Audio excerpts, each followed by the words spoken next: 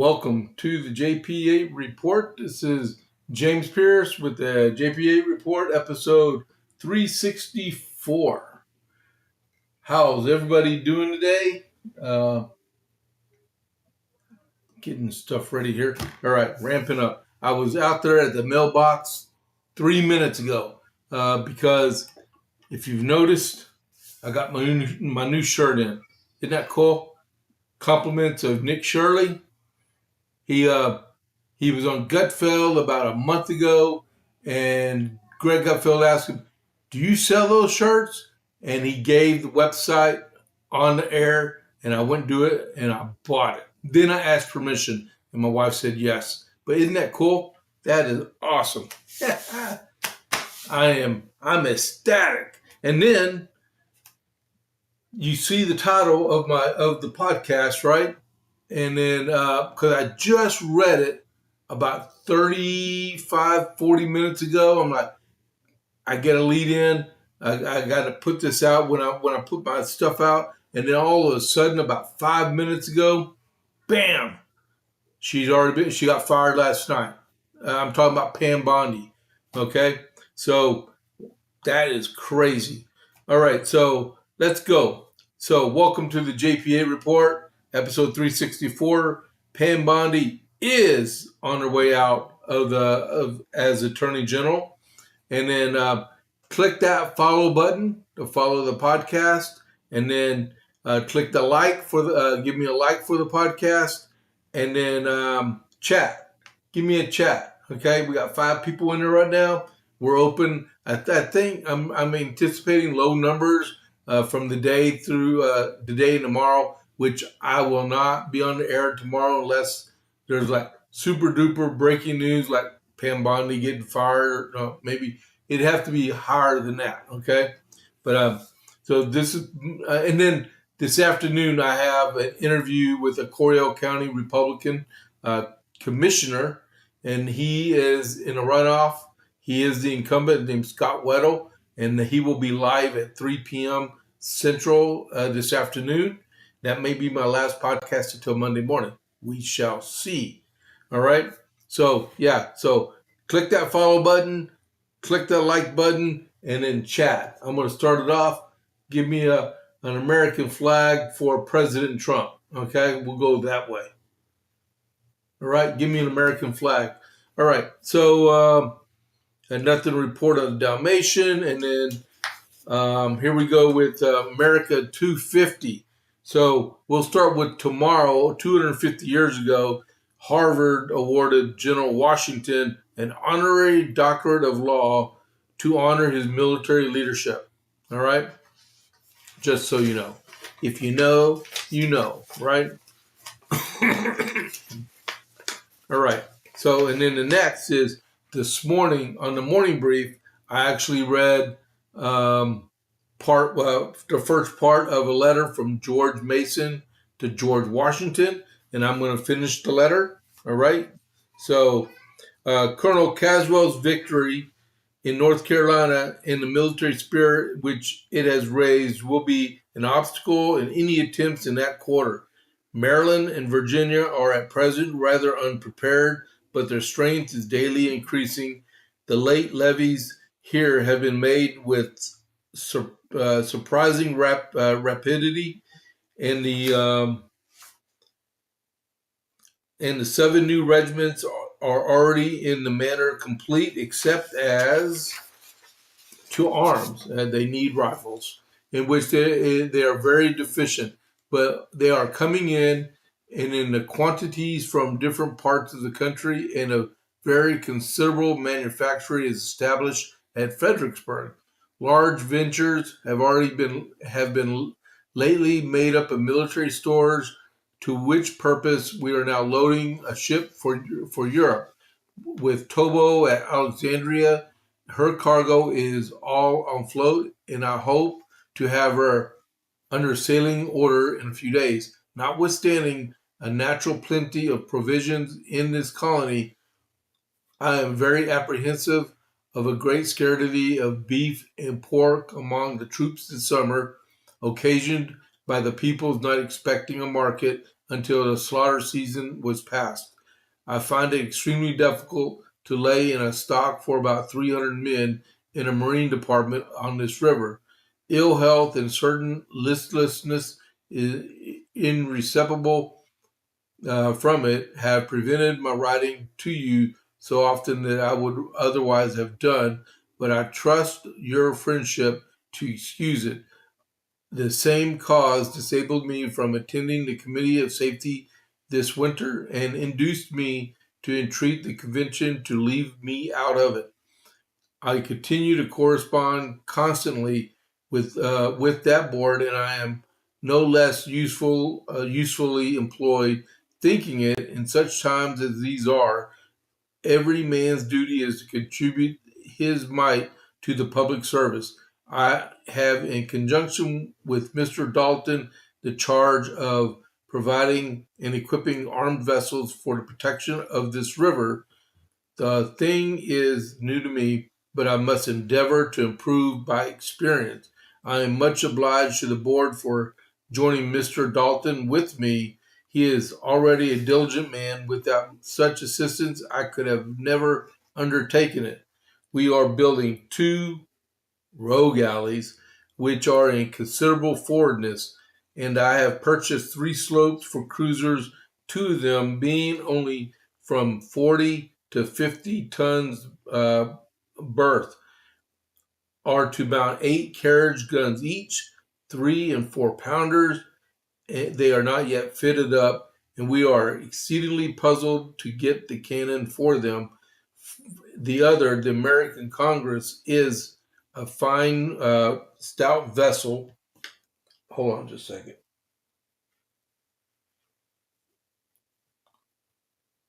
Okay, of about 110 tons at the berth, and such an easy draught of water as will enable her to run in most of the creeks and small harbors. If she meets with a vessel of superior force, she mounts 14 carriage guns, 6 and 4 pounders, though we have thoughts of mounting 2 9-pounders on her main beam.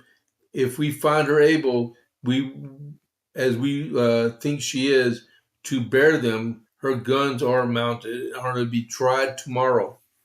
We have 20 barrels of powder and a ton of shot ready. More is making. Swivels we have not been able to procure, but she may take on a tolerable shift without till they can be furnished. We have got some small arms and are taking a very method to increase them, and hope to be fully supplied in about a week or more. Her company of Marines is raised. I have been for some time exercised to the use of great guns. Her complement of Marines and seamen is to be 96 men. We are exerting ourselves to the utmost and hope we have her on station in less than a fortnight, and that the other vessels will quickly follow her and be able to protect the inhabitants of this river from the piratical attempts of all enemy cutters, tender, and small craft. Immediately upon the receipt of your former letters, I applied to some of the Maryland committees, as well as those on this side, in consequence of which several most convenient places on this river were sounded and thoroughly examined, but effectual batteries were found. In our present circumstances, impractical. Mr. London Washington tells me he sent you the draughts and soundings taken upon this occasion. A regiment commanded by Colonel Mercer of Fredericksburg is stationed on this part of the river, and I hope we shall be tolerably safe, unless a push is made here by a large body of men. I think we have some reason to hope the ministry will bungle away another summer, relying partly on force and part upon fraud and negotiation. The family here joined with me in presenting their best compliments to yourself and lady, as well as to Mr. Custis and his. If any of your affairs here I can render any type of acceptable service, I beg you will use that freedom and wish in which I wish you commend, dear sir, your affectionate and obedient servant, George Mason. All righty. So with that is a pretty good letter. All righty. So where are we? We are at the Iran update. Hold on just a second.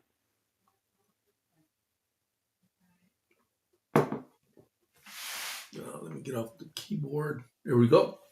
All righty. So Operation Epic Fury. Trump had a speech last night in which right before the speech, he fired his attorney general. To date, we've got 12,300 targets hit. Macron from France says opening Hormuz, the Strait of Hormuz by force is unrealistic. That's the way the French always speak, okay? Trump tells the other countries to build their delayed courage up about securing the Strait of Hormuz. Trump blamed Obama because he gave Iran $1.7 billion in cash. Iran's foreign minister, Kamal Karazi, is severely injured. His wife was killed and her house was destroyed. Iran's inflation rate is 50.7%.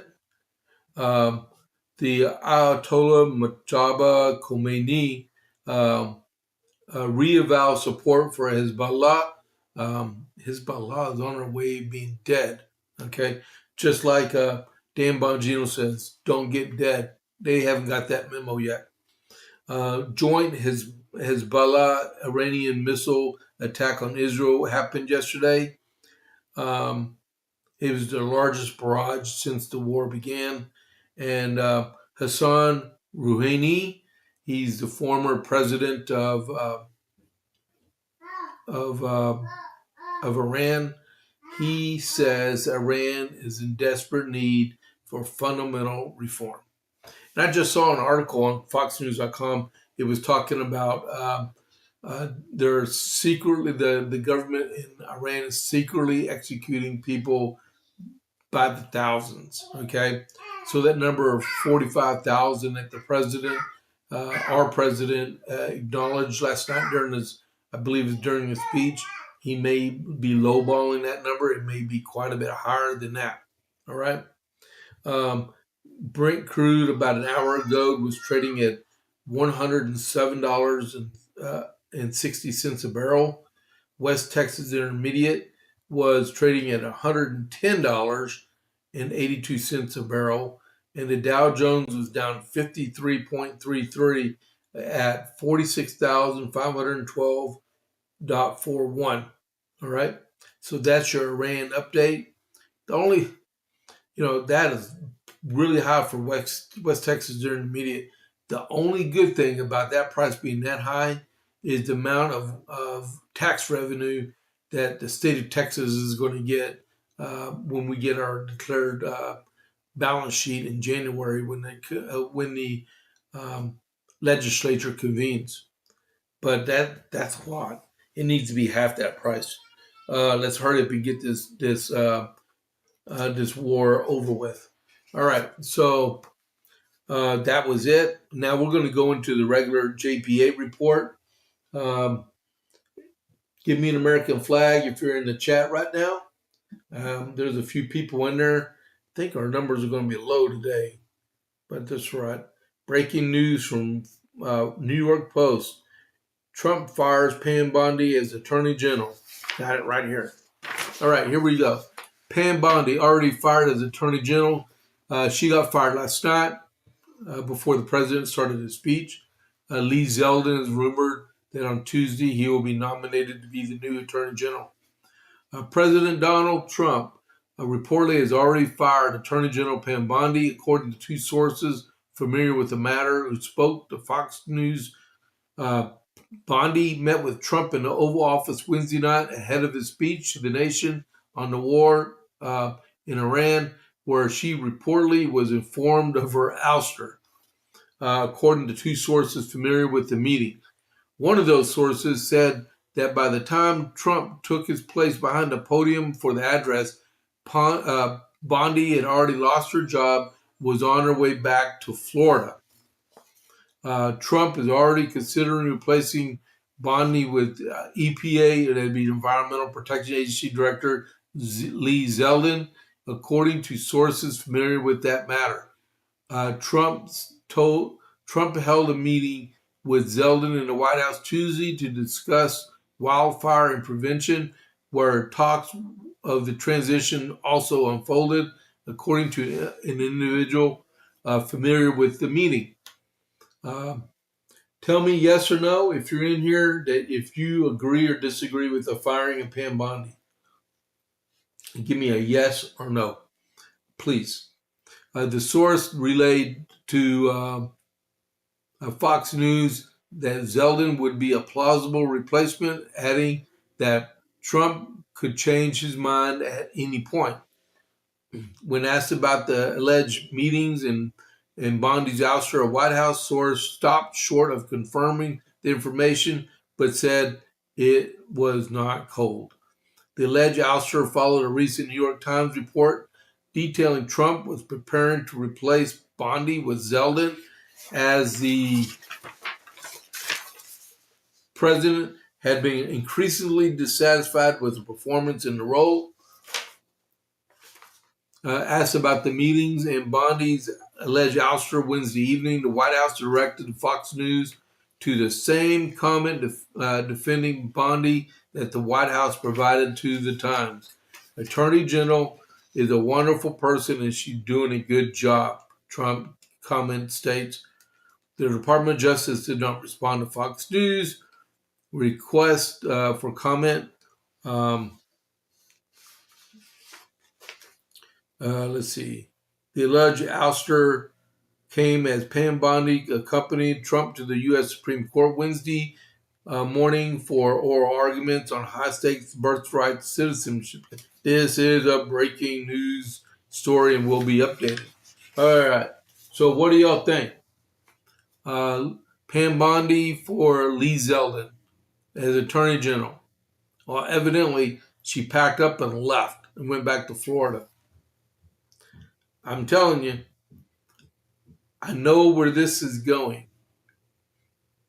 After watching the Supreme Court case yesterday and how well Mr. Sauder actually performed in front of the Supreme Court justices, I bet that was closing the coffin on her. She's done. All right. Lee Zeldin will be an awesome Attorney General. He's very experienced. He was a congressman. He's in a cabinet level position already. That man, wow, that's breaking news. I cannot believe I broke news over Vince and Graham Allen and Dan Bongino. That was wow. Hey, mark this day down in history, right? All right. So before I move, I transition to another one. Go over here, refresh.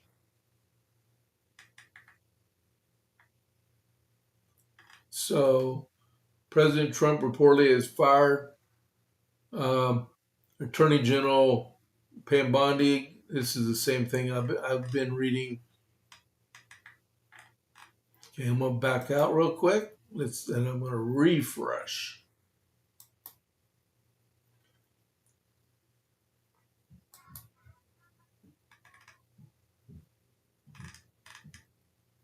Yeah, same thing I'm already reading. Okay, so there's no live coverage. Pam Bondi removed from role as new interim. I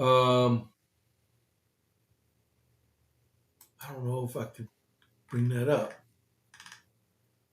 They're talking about it on there, but I don't know who the new interim, because you can't go straight to a nominee. You got to have someone else in place there. And I don't want to turn my TV on.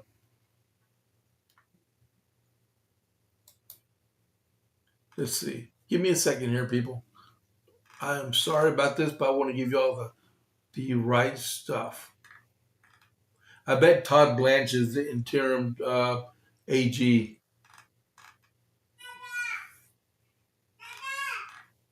Let's see here. Yeah, I don't. All right. So let's go on. I'm sure we're all going to hear more about it in just a little bit. It's going to be all over the news, right?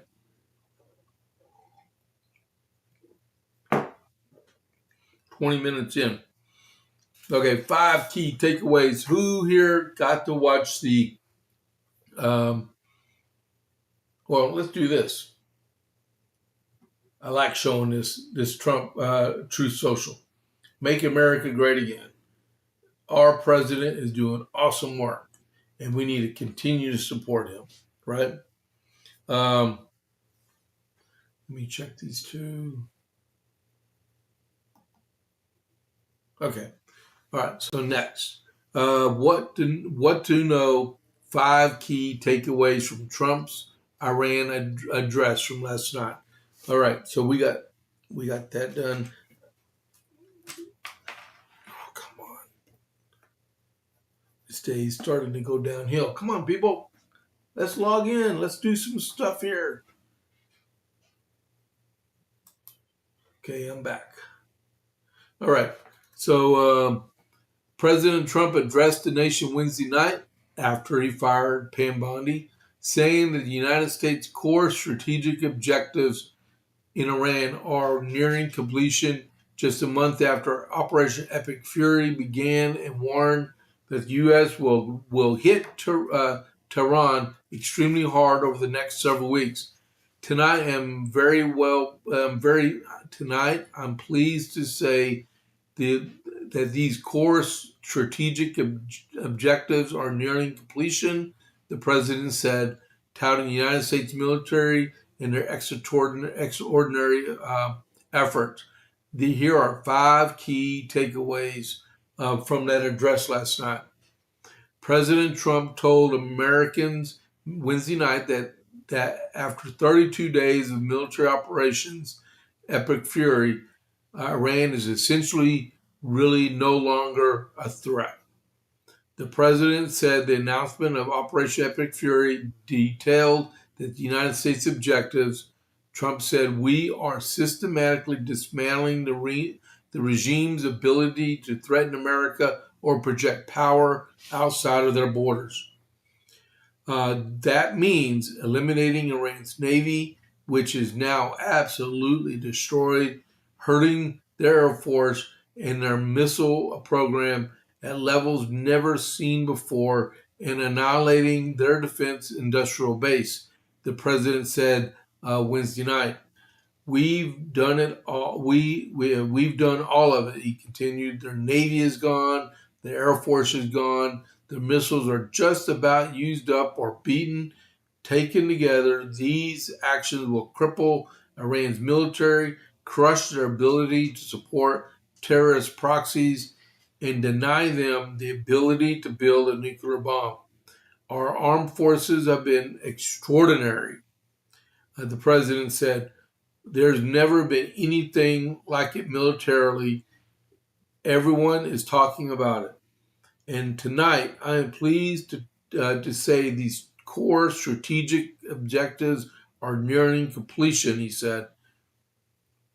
Meanwhile, the president thanked the U.S. allies in the Middle East, Israel, Saudi Arabia, Qatar, UAE, Kuwait, and Bahrain.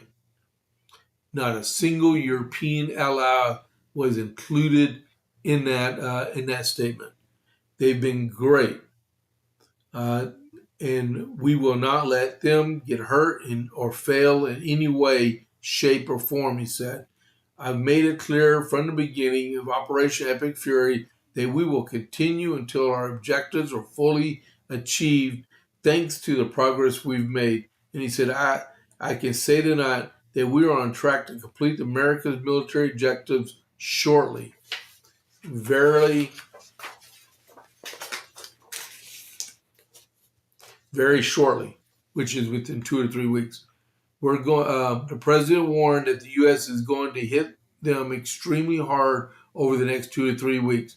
We're going to bring them back to the Stone Ages where they belong, he said. In the meantime, discussions are ongoing. Regime change was not our goal. We've never said regime change, but regime change has occurred because of the original leaders are dead. They're all dead. The next group is less radical and much more reasonable. And I would say if they don't listen to the president, they'll be just as dead. He should have put that part in there too. Since the Operation Epic Fury began, gas prices in the United States have increased. The president acknowledges that development and expressed confidence that these increases are short term. The average price crossed $4 a gallon on Tuesday. Many Americans have been concerned to see the recent rise in gasoline here at home. The president said the short-term increase has been entirely the result of the Iranian regime launching deranged terror attacks against commercial oil tankers in neighboring countries that have nothing to do with the conflict. Yet, there is more proof that Iran can never be trusted with nuclear weapons. They will use them. They will use them quickly. It would lead to decades of extortion, economic pain, and instability worse than we can ever imagine. The United States has never been better prepared economically to confront this threat. You all know that we built the strongest economy in history. I would have to, my only bad thing about that is that we are $39 trillion in debt, which needs to be addressed. The president touted the economy under his leadership, saying that he has taken a dead, crippled country. I hate to say that, but we were dead and crippled country after the last administration, and made it the hottest country anywhere in the world by far, with no inflation, record-setting investments coming into the United States, and over 18 trillion in the highest stock market ever, with 53 all-time record highs in just 1 year. The president said economic gains are a better position to get rid of a cancer that has long simmered. It's known as the nuclear Iran, and they didn't know that what was coming. They've never imagined it. And he said, remember, because our drill program, America has plenty of gas. We have so much gas. The president said that under his leadership, the U.S. is the number one producer of oil and gas on the planet, with even discussing the millions of barrels that we're getting from Venezuela because of the Trump administration policies. We produce more oil and gas than Saudi Arabia and Russia combined. Think of that. Saudi Arabia combined, Russia combined, and that number will soon be substantially higher than that. There is no country like us anywhere in the world. The president stressed that the hard part is done. When this conflict is over, the strait will open up naturally. It just opened up naturally. They're going to want to be able to sell oil because that's all they have to try and rebuild. They will resume the flowing, and the gas prices will rapidly come back down. The president said it was necessary to take the little journey to Iran and give this horrible threat. And with our historic tax cuts, where people were just now about receiving larger refunds than they were ever thought possible, now they are getting much more money than they thought. That's going to be the great, big, beautiful bill. He added, our economy is strong and improving every day. It will soon be roaring back like never before. It will stop the levels that it was a month ago. The The president began his address Wednesday night by thanking U.S. troops for the massive job they did taking the country of Venezuela in a matter of minutes. That was quick, lethal, violent, and respected by everyone in the world.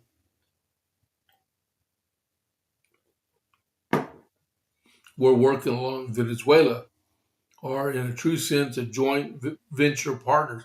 Isn't it amazing how bad Venezuela was?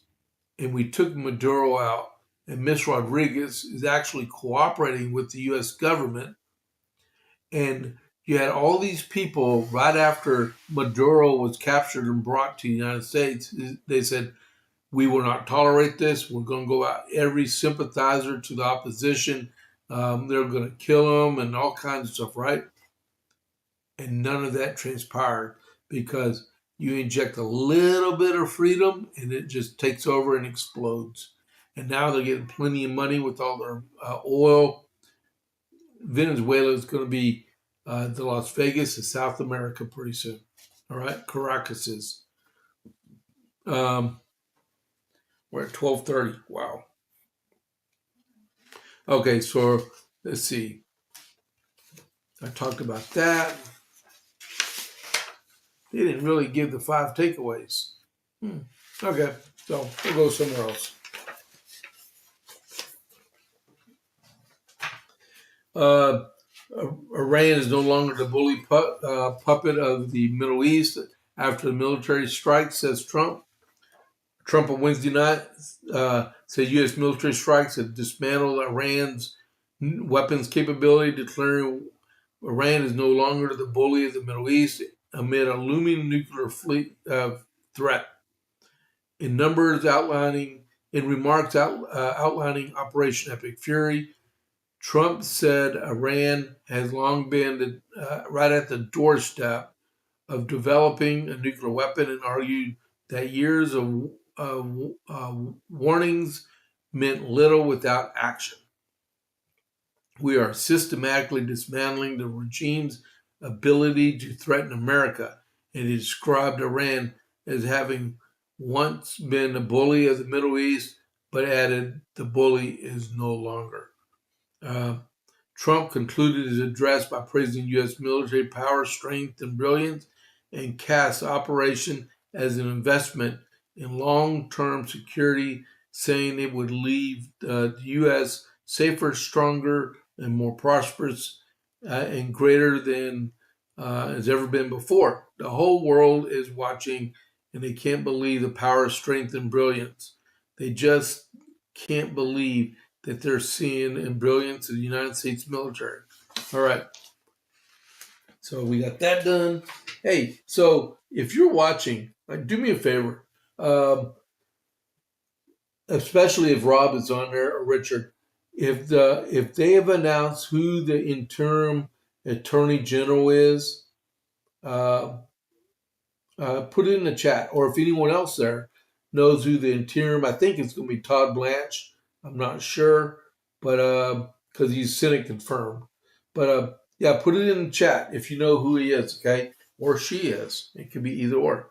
It could be Alina Haba, right?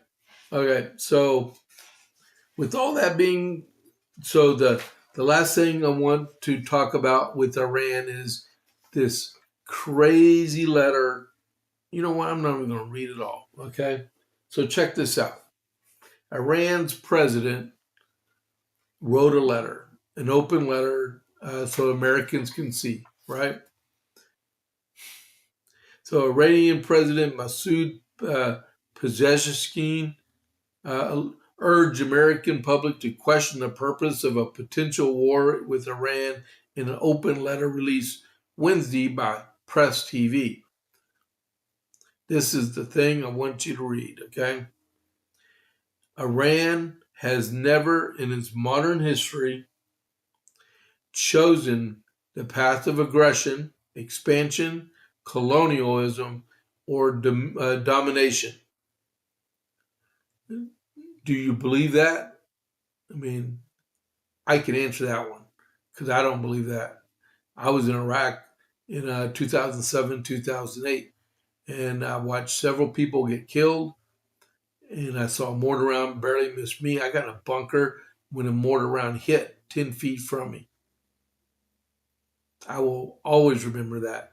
And we found the fin that detonated from the mortar, and we tracked it back to a partial shipment that was captured coming from Iran toward Baghdad. So it was part of the lot number, so we know for a fact where it came from.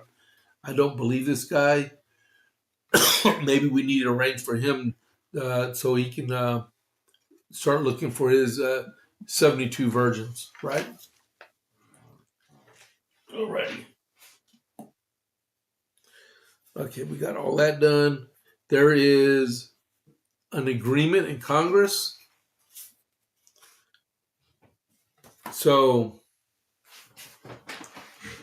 I guess it was last night that the president and John Thune and Speaker Johnson all got together, and the art of compromise is politics, right? So you already had this bill, and it got passed by unanimous consent. It went to the House. The House said, "Oh no, here's our version of it." They passed one, and they sent it back, right? And then they went on Christmas on Easter vacation, and but the Senate is in pro forma recess where they got to come in every like 72 hours and stuff like that. So, so the agreement is, and it already happened. John Thune was on the floor of the Senate this morning, and he did the unanimous consent for the original bill that they just passed, and then flew the coupon, right, and sent it over to the House of Representatives.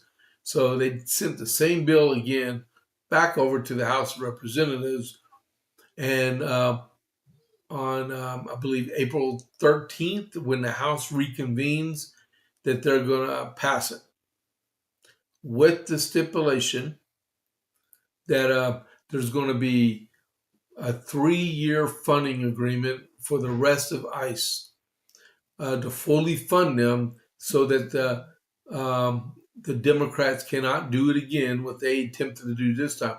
And to let you know, none of the concessions that the Democrats were insisting on actually happened. I don't care what you hear from Chucky Schumer, Hakeem Jeffries, Spartacus, Elizabeth Warren, all these yahoos, right? The Democrats got nothing.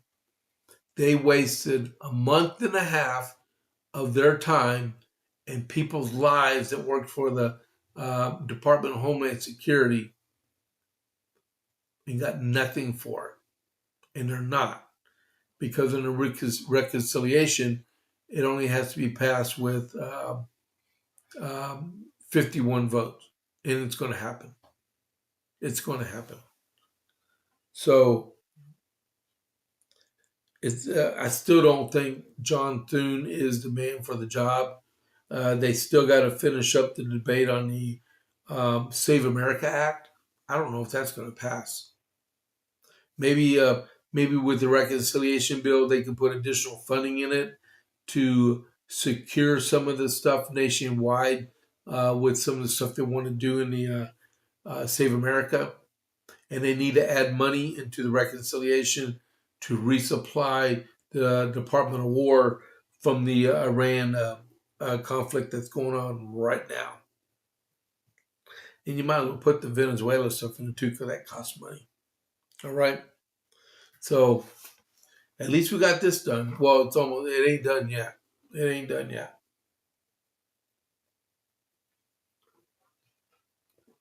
All righty. So now, NATO. Oh my goodness. How many out there in Rumble Land served in the military in Europe under NATO? I did twice. Matter of fact, my last My last assignment in Europe was a NATO assignment. I was in Lansen. I was in 97th Signal Battalion back in the early 90s, right?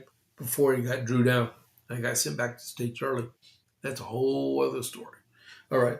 So, oh man, allergies must be pounding out here. So the problem with NATO is we got Section 5, which means render aid, right? When the police officer's in trouble, officer in trouble. Everyone converges on where the officer is, right? Well, NATO, they got to take a vote. I would attack on one is an attack on all, right? Well, not in this world. But so this was written by Lieutenant Colonel retired. Um, my wife is babysitting one of our friends' son. Got to be careful because he knows how to open doors. I don't have a lock on this thing either. Well, this morning he showed us he can open up filing cabinets now. So really got to watch him. All right. So when President Trump told aloud what many inside the Pentagon have known for years, the surprise isn't the criticism. The surprise is how long Washington waited to have this conversation. John Thune already chimed in on this. He said it ain't going to happen. All right. But right. I know this aligns from the inside. During the Cold War, I served as a U.S. Army infantry officer in West Germany, drafting contingency plans to blunt a Soviet armored assault long enough for reinforcements that might never come. Later, as a Pentagon strategist, I spent years alongside NATO counterparts watching the alliance expand its reach, adding members, and quietly lose the clarity of purpose that once made it formidable. Nobody in authority asked the tough questions about what we were building toward. We are now living the consequences. The straighter mud stripped away the pretense. When Washington called on NATO allies to help reopen the choke point through which roughly 20% of the world's oil normally flows, Germany's defense minister said flatly, "This is not our war, and we did not start it." Spain denied us airspace and bases. Most of Europe stood alongside a Brent crude surged past $107 a barrel, and American families paid $4 at the pump. These are the countries that are bound to defend without question. When asked for something in return, the answer was silence. But NATO was formed in 1949 to defend Europe against Soviet aggression, not to project force into the Persian Gulf. The Allies knew nothing about the Iran operation before the first strikes. Washington acted and demanded their support, asking the alliance to follow you into a war. When branding its hesitation, cowardice is not a test of reliability, it is a test of obedience. Those are different things, and conflating them weakens the otherwise legitimate grievance. The alliance membership roles deserve the same hard look. NATO has grown from 12 founding members to 32, and expansion was not always served military logic because it acted more like the EU than NATO, right? Most post-war additions brought political symbolism rather than combat power. Small nations with minimum deployable forces and armies that exist largely on paper, joining not because they could contribute to a fight, but because membership carried a security guarantee and a European identity, like the European Union. An alliance that cannot distinguish between members who can fight and members who can provide little beyond a flag on a briefing slide has a credibility problem and goes deeper than spending percentages.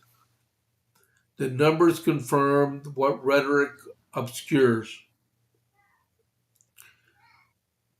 The United States accounts for roughly 62% of NATO's combined defense spending, and many times more than the second largest contributor. In 2014, only 3 members met 2% GDP commitment. All 32 are projected to reach that soon, with a new 5% pledge by 2035. Progress under duress, not conviction. The commitments made under pressure have a long way of softening once the pressure eases. Ukraine makes the same point. The United States has committed $66.9 billion in direct military assistance since 2022, the backbone of Ukraine's survival. For a conflict on European soil in the wealthiest continent in history, that's not generosity. It is a habit neither side had the will to break. Trump's frustration is earned. Now, he says, withdrawal is still the wrong answer. It requires congressional involvement. No president dissolves a treaty by a press release. And more important is that what we lose.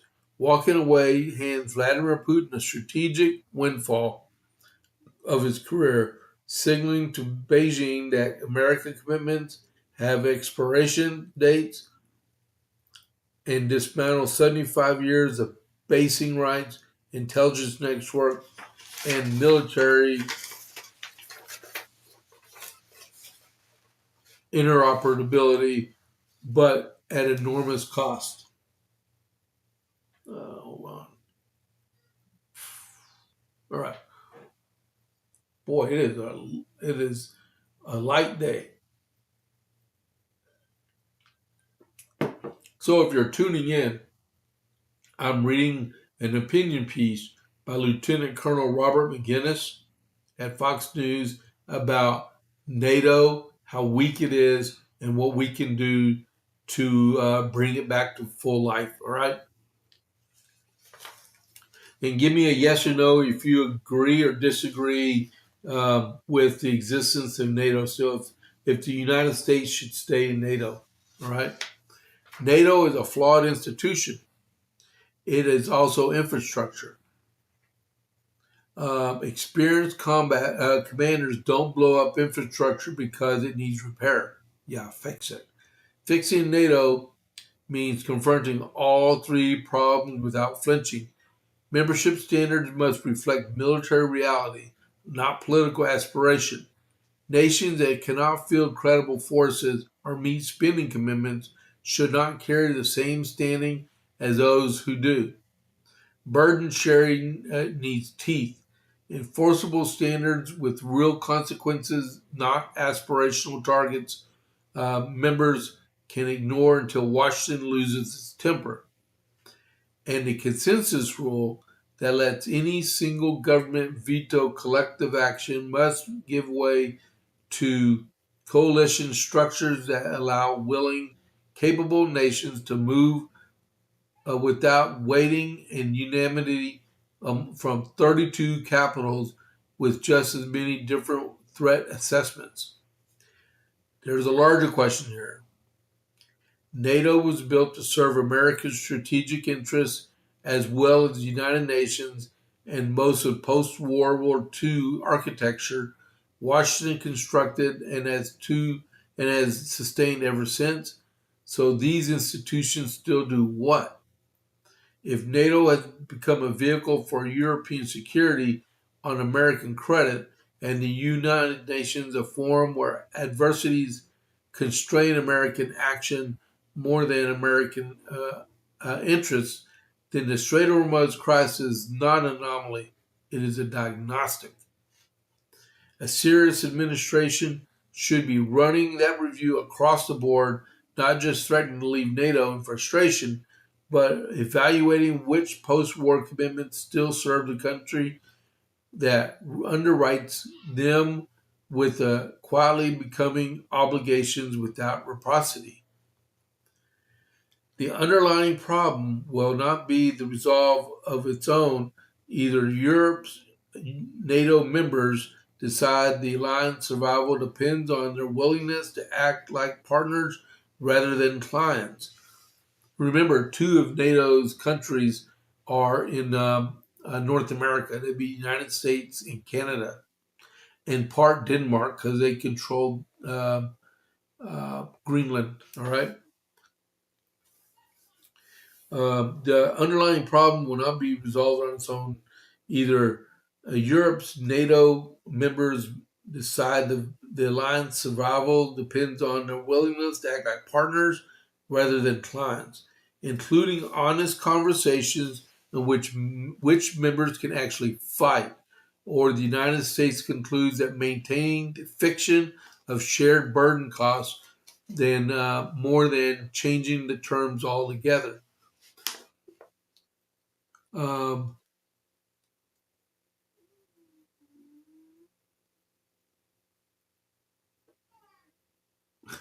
okay, that must be spam there. Okay, um, let's see.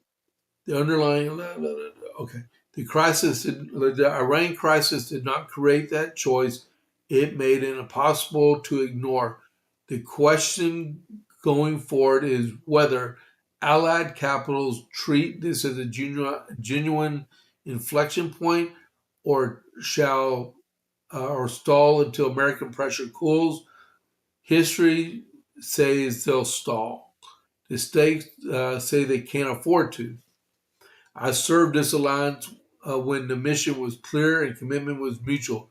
The Cold War ended without a shot fired across the Fulda Gap because the deterrence was real.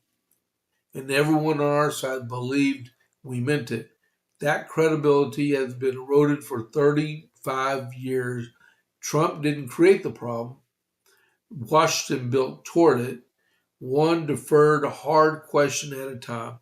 Those questions about membership, mission, reciprocity, and whether these institutions still serve the nation that built them, and now on the table. The only thing worse than asking too late is walking away before we get the answers right. All right. So that's what Lieutenant Colonel McGinnis said. Okay, Robert McGinnis. What are y'all thoughts? Right? Because I asked a bunch of people the other day, and everyone said leave NATO. I mean, we can't leave NATO without a 2/3 majority, not just 60, but 66 senators approving the withdrawal from U.S. forces from NATO and to cut ties. With our with the way our what do you call it? Our Congress is right now, that'll never pass, right? It won't. It won't. I saw this in True Social this morning on that, and it makes complete sense. You have Great Britain, France, Germany, Italy, and Spain right there. And all five of them are the main ones that are instigating trouble within the NATO alliance. And you have the British guy. If Trump leaves us, just who will pay? And that's the truth. Because none of them are providing for the common defense of the North Atlantic Treaty at all. If you looked at it, the part of the U.S. defense budget that that the U.S. was responsible for through NATO was $908 billion last year. And then, if you look at it also, the European side barely made it to $600 billion, or $1.5 trillion for the entire alliance. So if the U.S. left, who would be responsible for the $900 billion that would be missing out of the budget? I mean, that is a really good question, right? because we could deny sending funds to Europe. We could. Well, there's a lot of things we can do. We just can't leave the. You can't leave the treaty. All right, but NATO is definitely weak. Is definitely weak. What are we doing on time? It's 12:55. All right.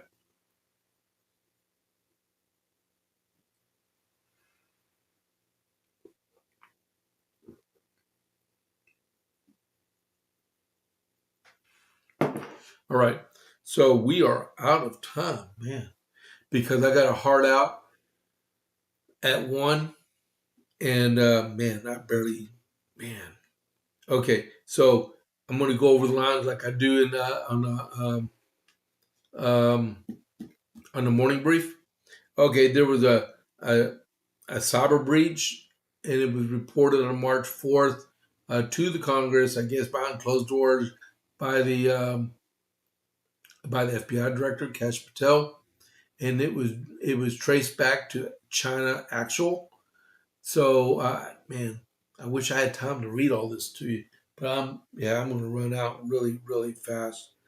Um, Artemis II had a successful launch yesterday. That was good.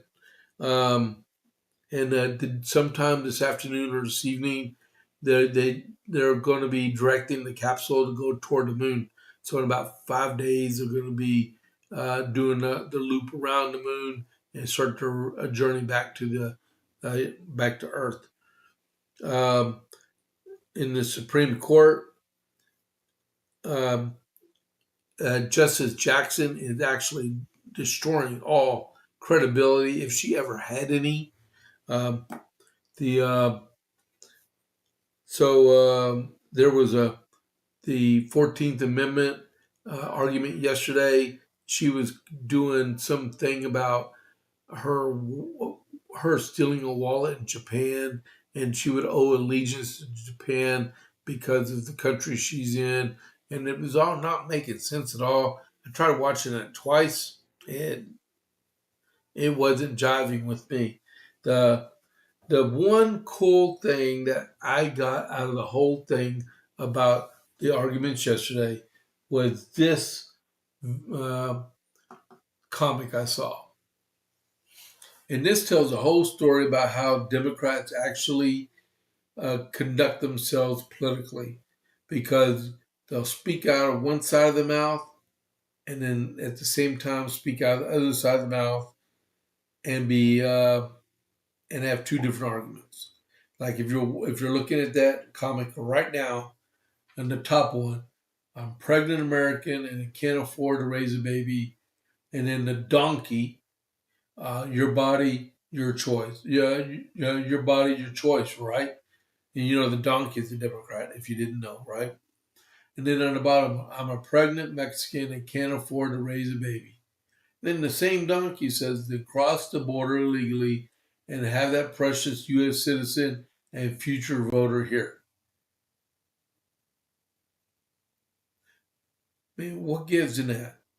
How in the world have we came as a society to do all that? I mean, that was a polar opposite arguments that was put in there. And the fact that Democrats actually think like that, it's unbelievable. And call a spade, but I can tell you that Republicans do the same thing. You just got to watch it, right? Um, there's also a possible May Day strike. The Democrats in the Code Pink are trying to organize um, a nationwide strike on May 1st. So be on the lookout for that thing. Stay strapped. And then, oh yeah. So if you're not doing anything, you live in a clean area or Belton area tonight, it's Pints and Politics in Belton at the Dead Fish Grill. If you don't know where the Dead Fish Grill is, it is on the south side of the Belton Dam. Really good place to eat at. Chip Howe, he's the leader of the Elephant and Strategy Elephant in the Room Strategies, and Pints of Politics is on at the Dead Fish Grill is the first Thursday of the month every month. All right, at 6 p.m. So since we're at the 1 o'clock hour, I'm going to give you my socials, and then I'm going to be signing off in just a second. Thank y'all, everyone that's actually tuned in today. It looks like it's going to be a really slow day. All right, so you can find me on X and Fakebook and ScrewTube and True Social. Those are the different addresses for each one of them.